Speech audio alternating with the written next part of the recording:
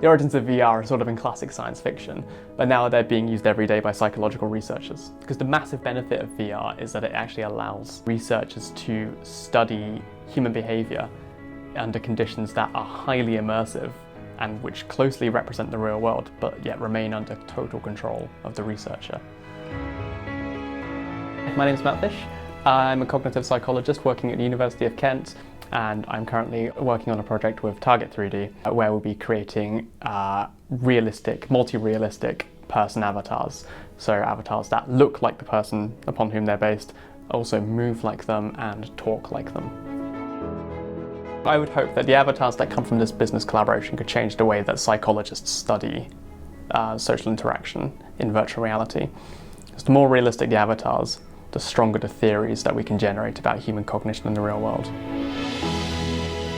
Target 3D is a 3D technologies company. We provide the technology for motion capture for all sorts of various different applications. The most common ones that people are aware of are things like full body motion capture that is used in the VFX industry and the film industry, but not only that, but the game industry as well. And that's all about taking points of data that we're translating from the real world into the digital world.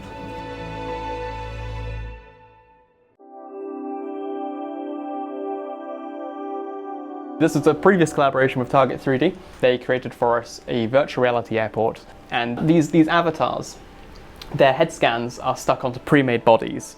So whilst the head looks like them, the body is just a pre-made body that we've created.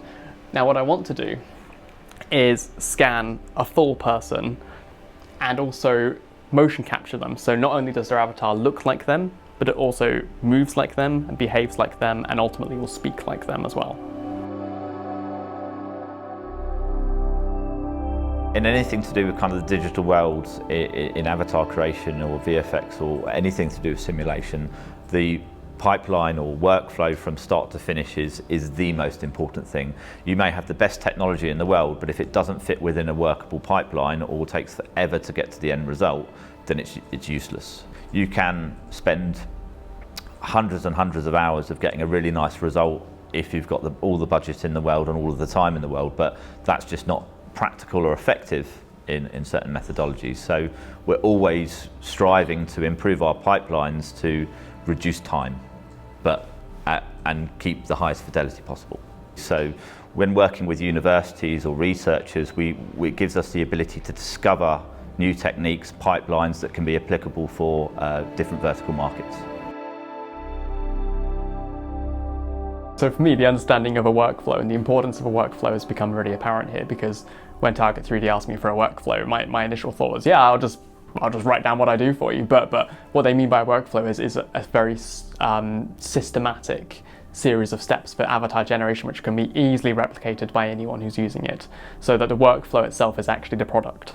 So we know, for example, that in video games and in the computer science literature, avatars have been around for a long time, but the construction of these avatars has been designed with the skill sets of game designers in mind, or computer scientists or 3D modelers.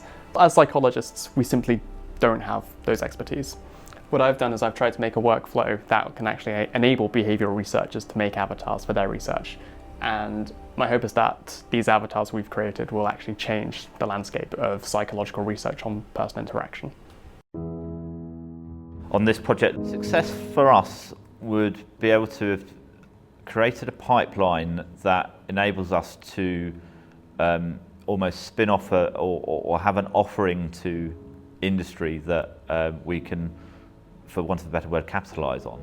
So if we can build a service that the industry is interested in, that's 100% success. I think it's extremely important to have collaborations between research institutes and industry, because it's a bi-directional relationship. We feed back to them what industry needs.